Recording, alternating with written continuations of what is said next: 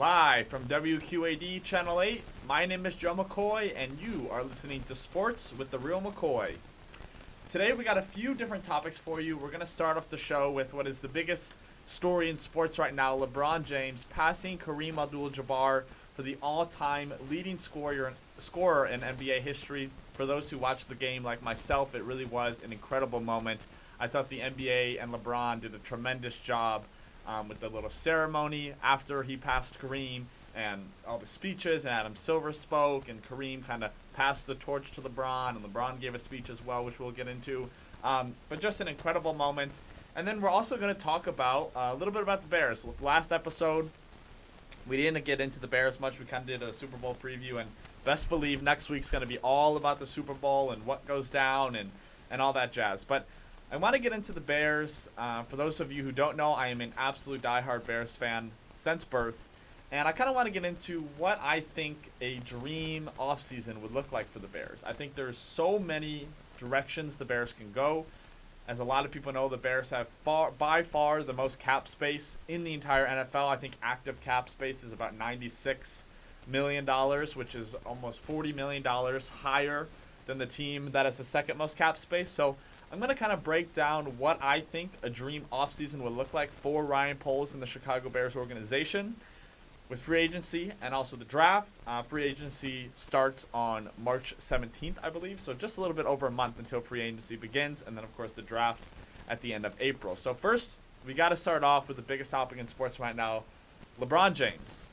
He's the king. He's amazing. He's great. He's one of the GOATs, and you see I said one of the GOATs.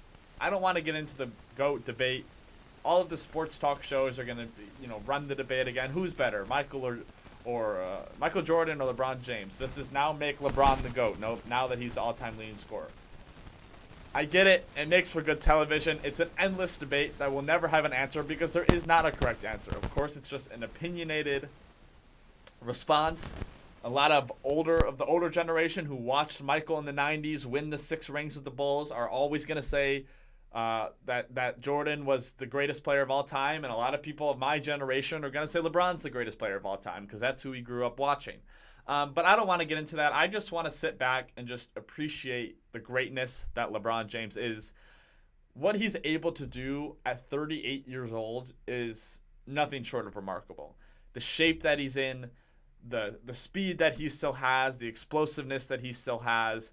I mean, the dude is playing basketball at 38 years old like he's 25. And I don't think that is appreciated enough. Looking at the NFL, of course, everyone talks about Brady, who just retired this past week. But Brady being able to play at such a high level until he's 45 is incredibly remarkable as well. And when you look at LeBron, if we're just taking the physical aspect of the game and comparing them, LeBron being able to do what he's doing at 38 years old physically is more impressive than what Brady's doing at 45. Now, I think playing quarterback is the hardest position in all of sports. And Tom Brady is the GOAT of quarterbacking. That is a debate I don't think is up for debate.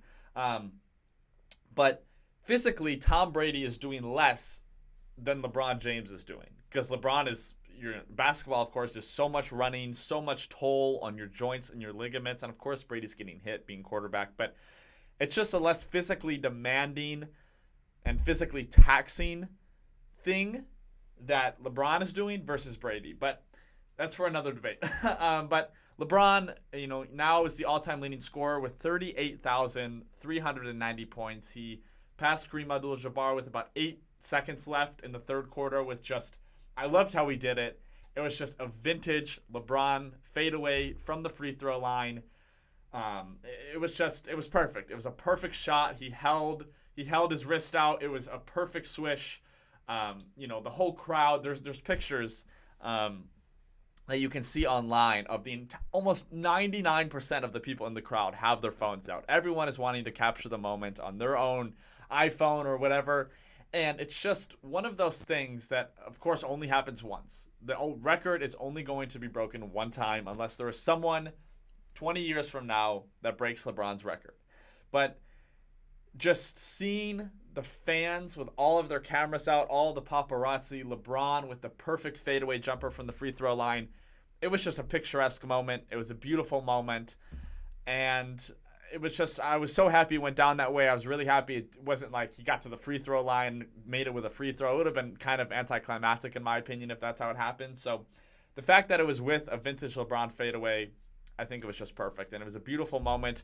All his kids were there. Bronny Jr., his wife Savannah, just everyone was in the crowd. They hugged, of course. Kareem came out. Adam Silver, the commissioner, came out and spoke.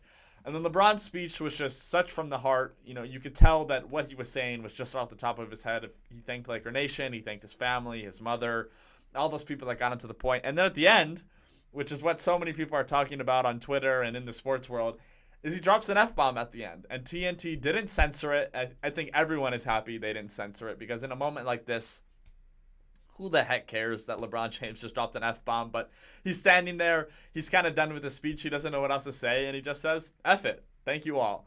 And I think it was just so fitting. It was so natural.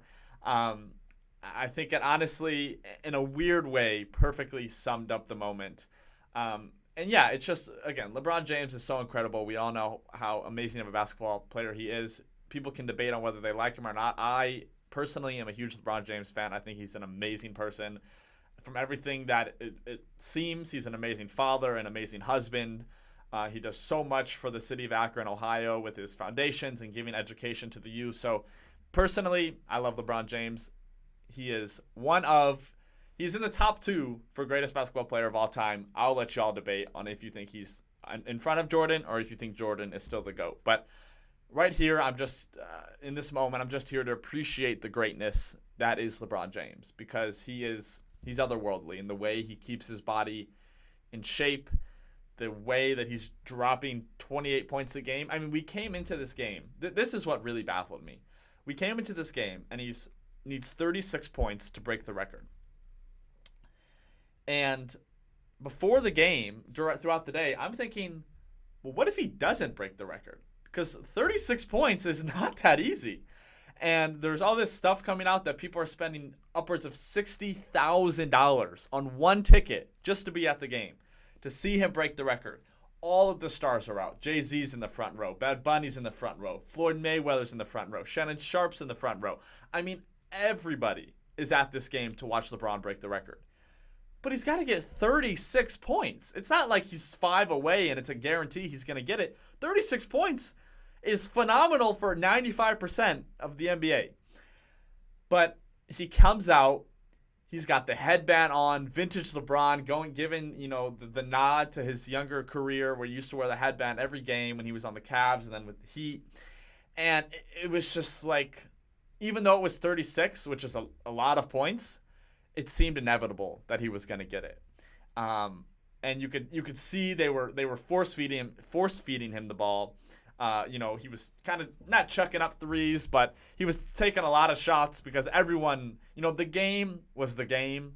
Everyone was there for LeBron James. No one cared really if they won or lost. And the Thunder ended up actually beating them quite handily. The Thunder kind of rolled away with it at the end. Lakers tried to make a last, second comeback in the last 40 seconds or so, but for the whole game, for the most part, the Thunder kind of controlled it, and they ended up coming away with the W. But it was just, it was like there was no way he wasn't going to break the record. It was going to be tonight. He was going to get the 36 points he needed. He ended up finishing the game with 38. It was a wonderful moment. It really was. And I think those moments are what I myself personally love so much about sports. When there's few times in sports where it is a once in a lifetime moment. What happened last night was a once in a lifetime moment. Many people thought the record of Kareem Abdul-Jabbar was never going to be broken. And the fact that LeBron did it with Kareem in the stands and being on the Lakers at home in LA, I mean, there's all these jokes about the NFL being scripted, but if the NBA was scripted, which of course it's not, script writers did a hell of a job on this one because it was a great moment. It really was. So kudos to LeBron. Hats off. You're amazing. You're a god of basketball. And it was really, really beautiful to watch. So Switching gears now to the Bears. It's been an interesting season for the Bears.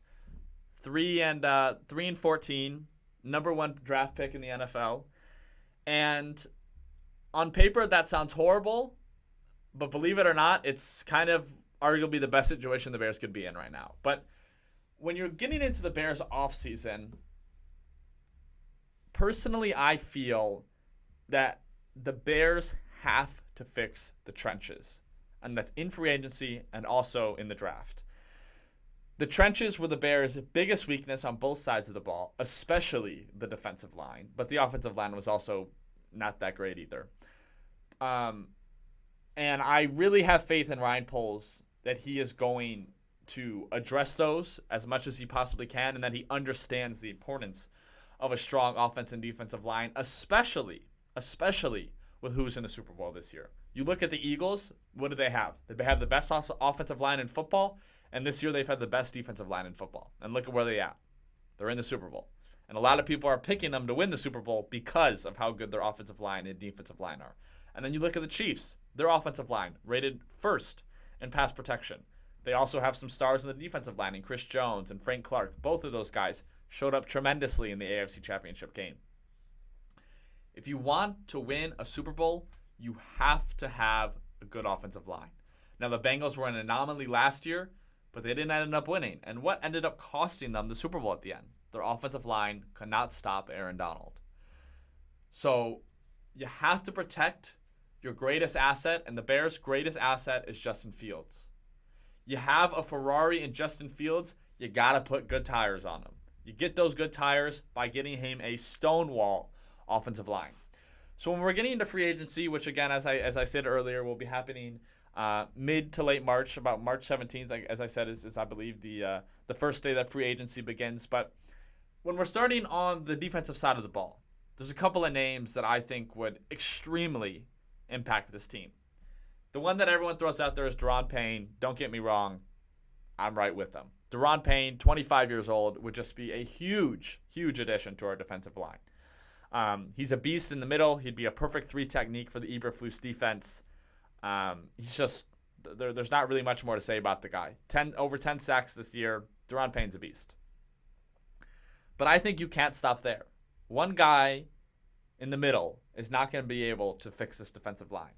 I think they need to go out and sign Draymond Jones, who's a restricted free agent, or an unrestricted free agent, from the Denver Broncos. Draymond Jones, huge guy, physical traits, 6'7".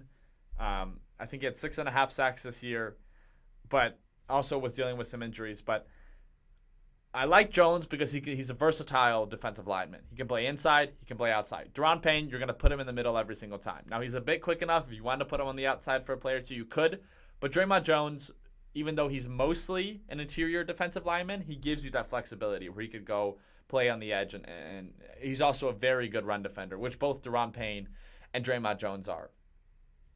I think they need to sign a third guy on that defensive line, and to me, that guy is Zach Allen.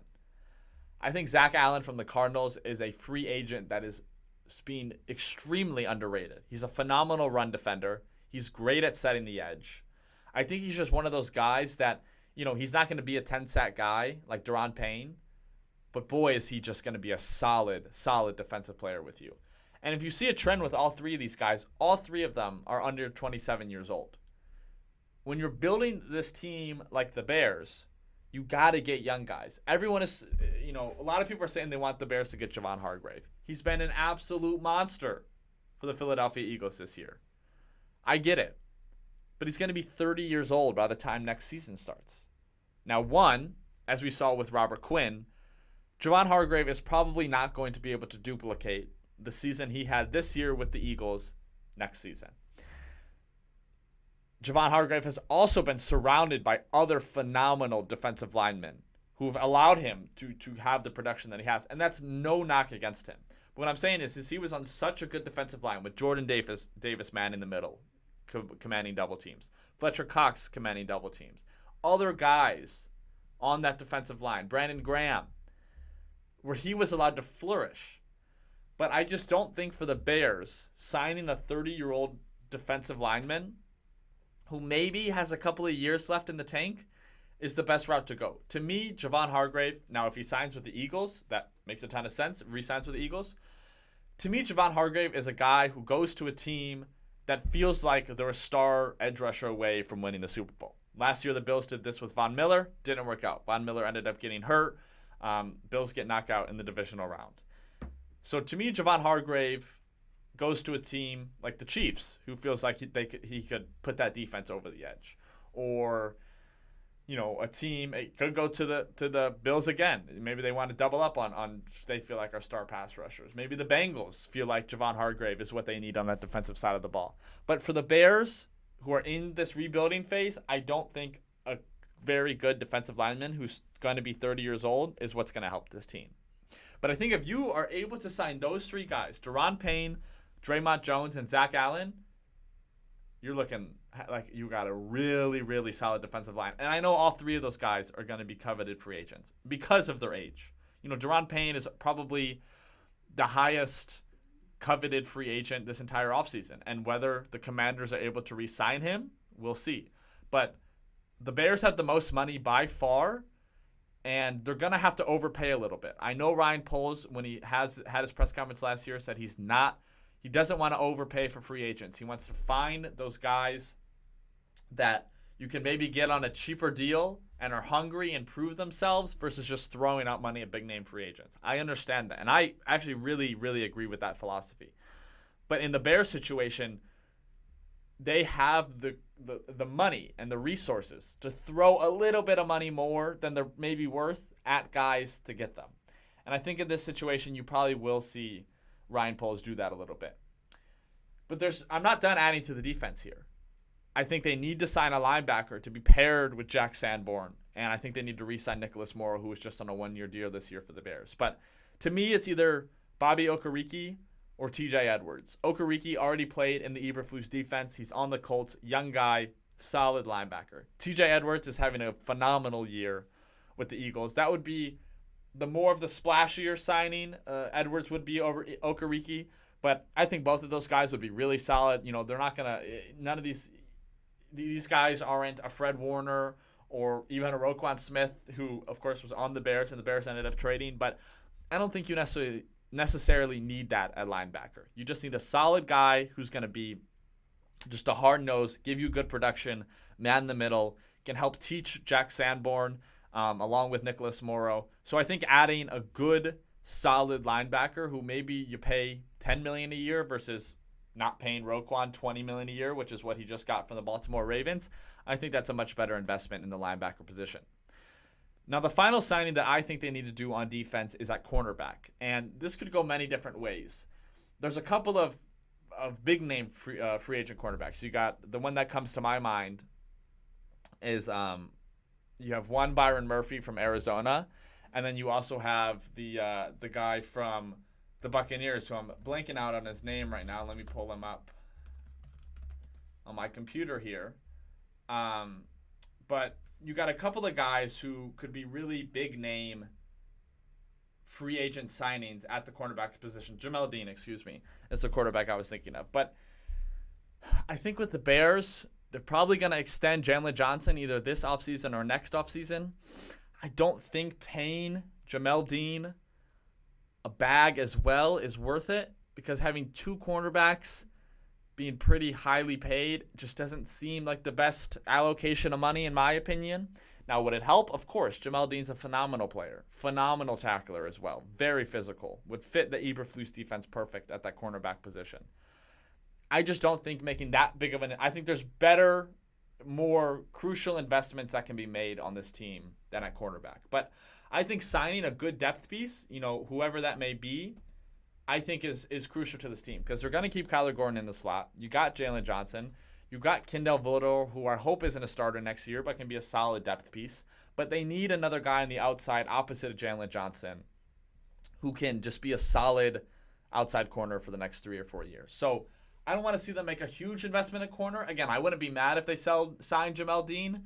I just rather spend a lot of money on a coveted defensive lineman versus a cornerback. That's just my opinion, but I do think they need to add some depth into that room, and I think they need to add a veteran in free agency, and also, as we'll get into later in the show, they need to add some depth in the draft. But that's who I think would be a dream offseason for defense. So just to sum it up, Deron Payne, Draymond Jones, and Zach Allen on the defensive line, Bobby Okereke or TJ Edwards at linebacker, and then also a cornerback to add a good veteran presence in that cornerback room. So free agency on defense. It's a lot of players. People might think that's unrealistic, but with how much money the Bears have, I really don't think adding 5 players on the 5 very quality starters on the defensive side of the ball in free agency is out of the picture. I really don't.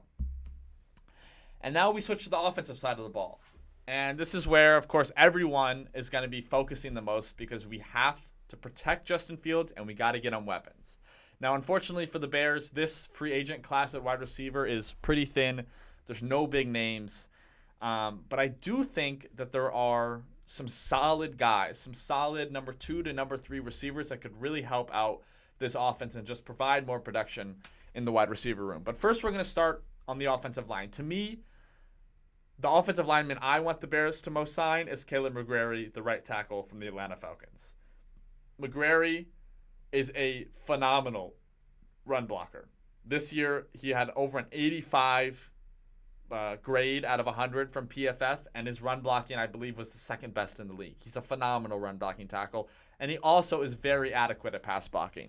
Is his run blocking better than his pass blocking? Yes, but he certainly will be better than Larry Borom at right tackle or Riley Reif, which is what the Bears were putting out there this past season. So Caleb McGrary, to me, is the high-ticketed offensive lineman that I really want them to go after. Now, there's also Mike McGlinchey. Maybe they view McGlinchey as a better scheme fit because San Francisco also runs an outside zone running scheme like the Bears do. I personally think Caleb McGrary is better than Mike McGlinchey. And then there's also the name of Orlando Brown. Now, I would be ecstatic if the Bears signed Orlando Brown. A lot of people want him. He's the biggest name free agent offensive tackle that could possibly hit the market if the Chiefs can't agree on a number with him. But the thing with Orlando Brown is he requested a trade from the Ravens a few years back because the Ravens were refusing to play him at left tackle. And Orlando Brown said he only would play left tackle. So he gets traded to the Chiefs. The Chiefs franchise tag him, and he's playing left tackle.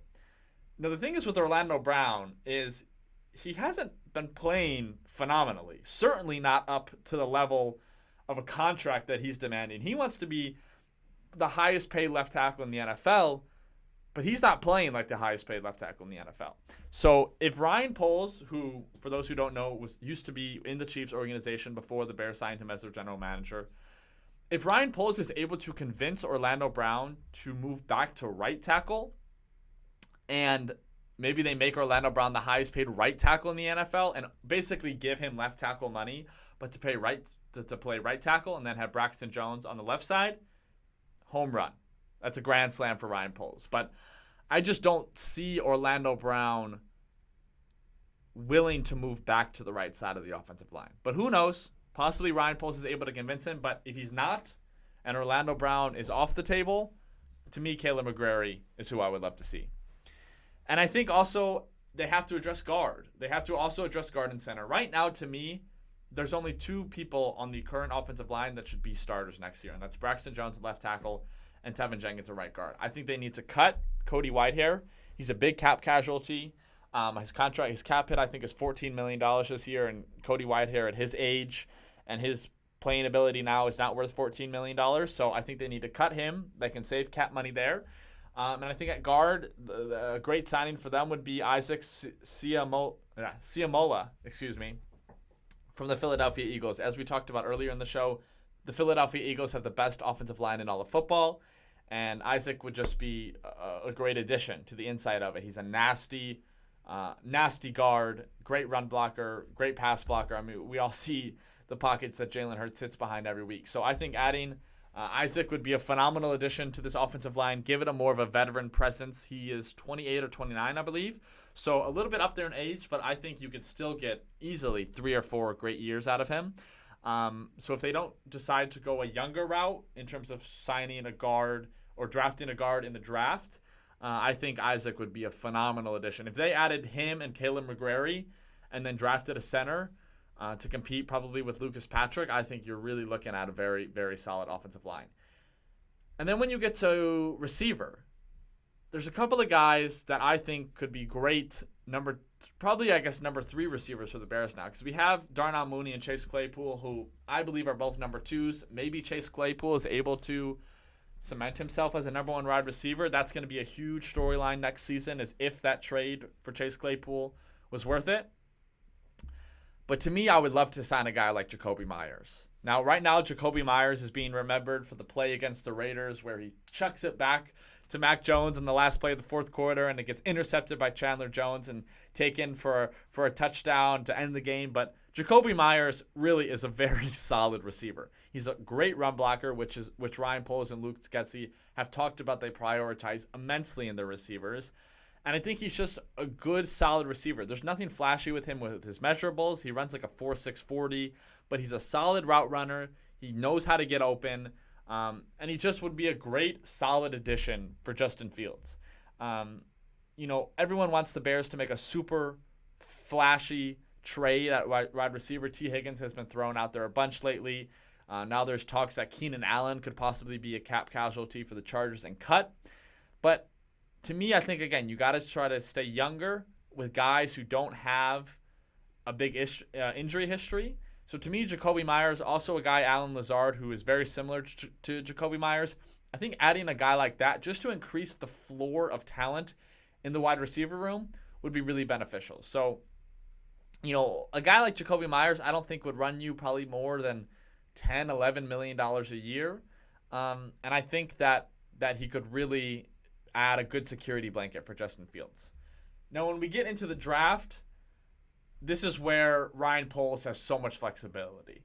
And we'll talk about this much more in detail if/when the Bears decide to trade the number 1 overall draft pick, which I am 99.9% sure they will do. But if a trade does go through and we'll know exactly what draft picks they have, we'll able to better see what maybe their draft strategy will be. And of course, their draft strategy will be impacted by who they're able to sign in free agency. But to me, if we're just going over what I laid out here, the first pick in the draft for the Bears has to be Will Anderson. Right now, people are debating whether Will Anderson or Jalen Carter is the better prospect. To me, it's Will Anderson, and I really don't think it's close. I think the play style that Will Anderson brings in terms of he is 100 miles an hour 100% of the time is what Eberflus is going to covet more than anything else, because the Bears have just talked about endlessly about maximum effort. And I think that is what they'll really see in Will Anderson that you don't always get from Jalen Carter. And I think also Will Anderson is just a better leader than Jalen Carter.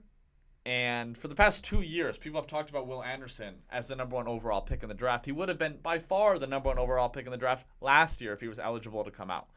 And all of the reports from Alabama are that he is the alpha male on that Alabama team and is just a phenomenal leader on and off the field, and just leads by example with his work ethic and everything that you dream of to be able to draft in a player.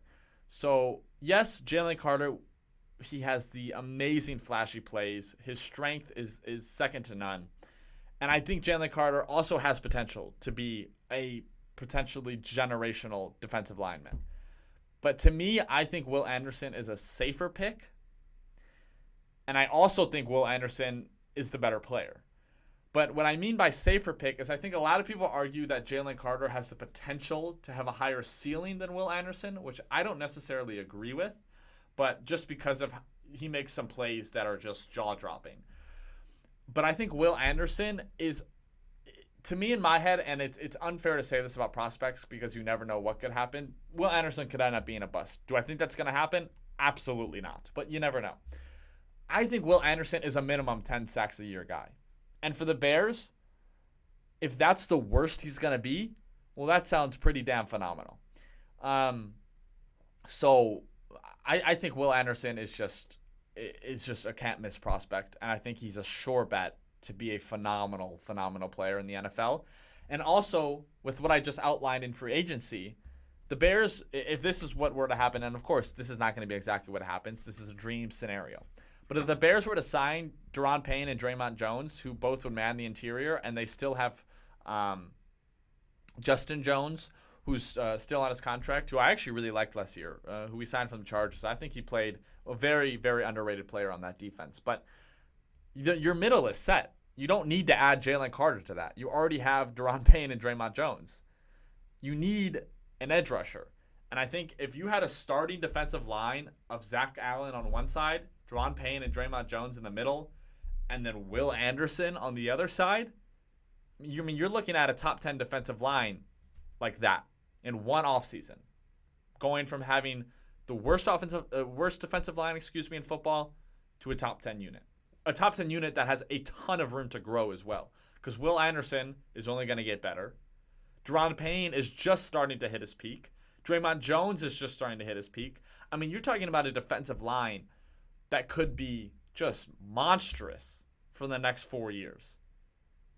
I think that has to have Ryan Poles drooling. But other than that, in the draft, I would like to see, as I mentioned earlier, a bit more cornerback depth. I think just bringing more competition to that room, having guys who can step in when injuries happen, I think is really important. And then also probably signing some linebacker depth as well. The only position on that defense that I think is set right now is safety. I think Jaquan Brisker and Eddie Jackson are going to be a phenomenal safety duo for the next 2 to 3 years until eventually Eddie Jackson, just gets a bit too old and isn't able to play at the level that we're used to from him. But other than that, every single piece on that defense needs some addressing.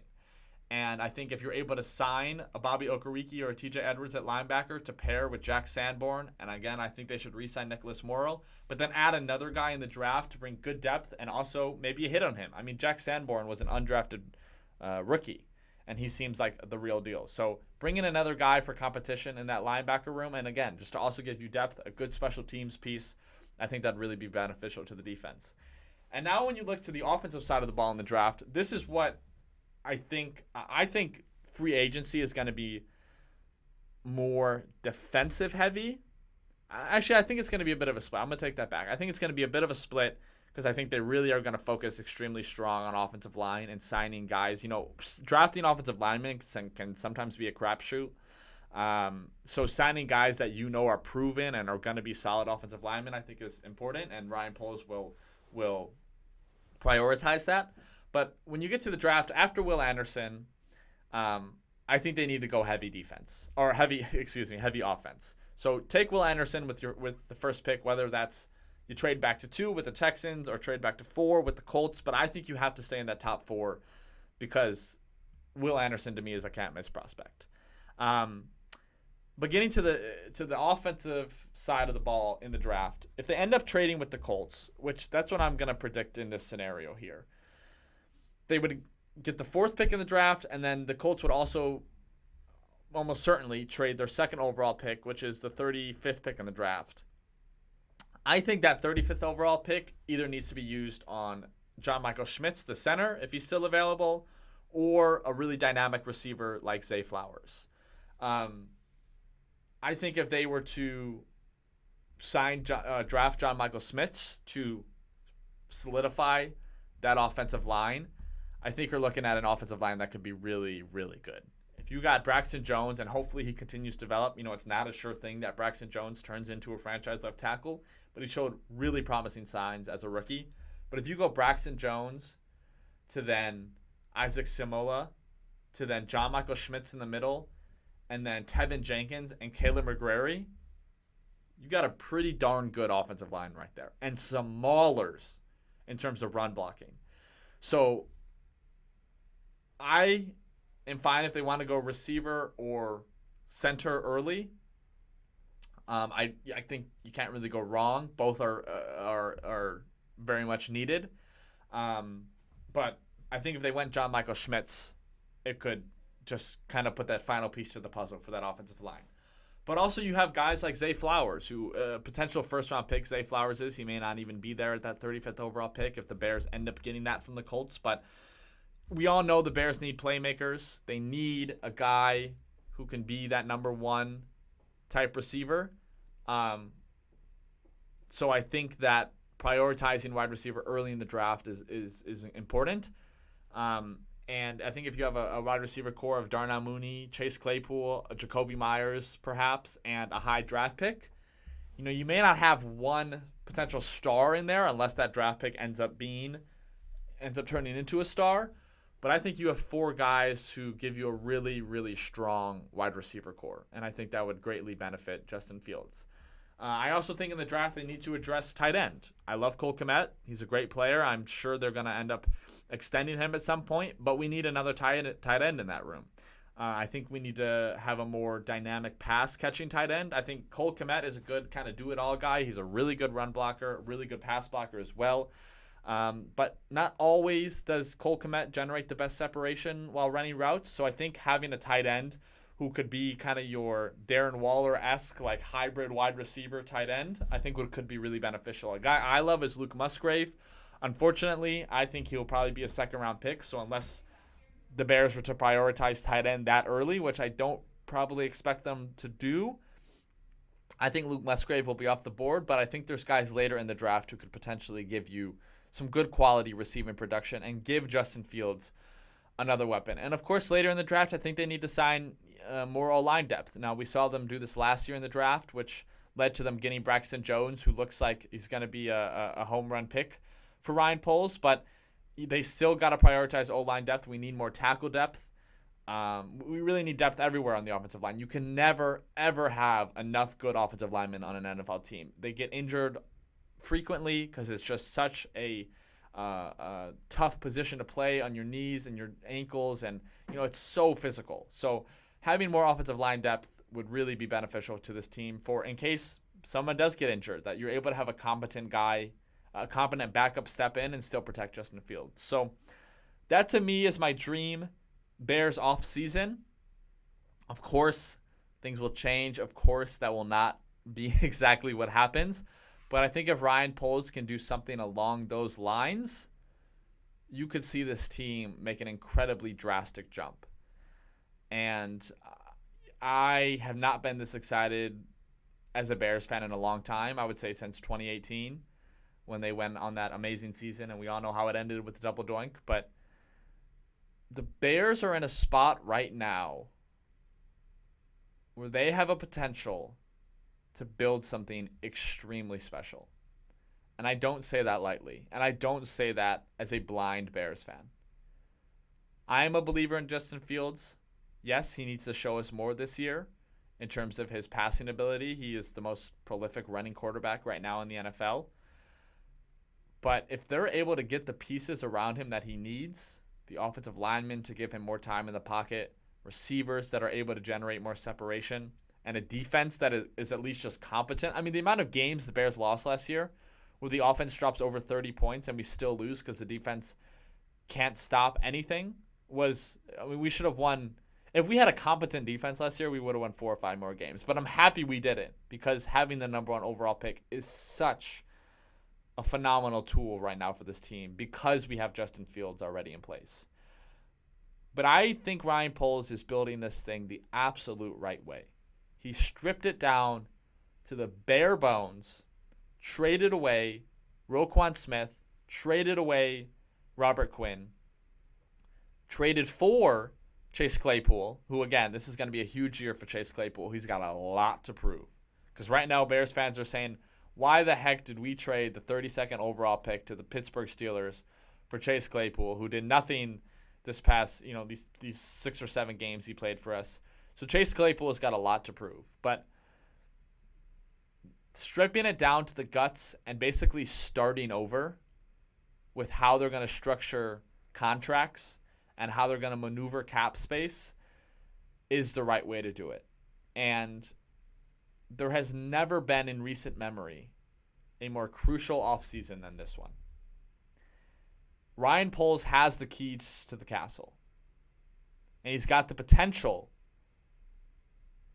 to build a castle that will make him a king of Chicago for the next 20 years. Because if Ryan Poles is able to build a Bears team that brings a Super Bowl, and not only brings a Super Bowl, but could possibly bring sustained success like a Kansas City Chiefs, where you're constantly fighting for the NFC Championship and making the Super Bowl, he will be a king. And I really think there is potential in this Bears organization right now to build something that could be really, really good for the next 10, 15 years. So it's really exciting. Trust me, there's nothing I love talking more about than Bears, especially the offseason. The offseason to me is just so exciting because it's just, you never know what's going to happen. There's going to be crazy stuff that happens, big names getting traded, all that stuff. So next week, we're going to talk about the Super Bowl, of course. I hope you all are watching. I hope you have good family and friends and good food to watch it with. I hope it's a phenomenal game. We're going to break it all down next week on this show. And actually, in a couple of weeks, we have former Denver Broncos safety TJ Ward, who played in Super Bowl 50, joining the show.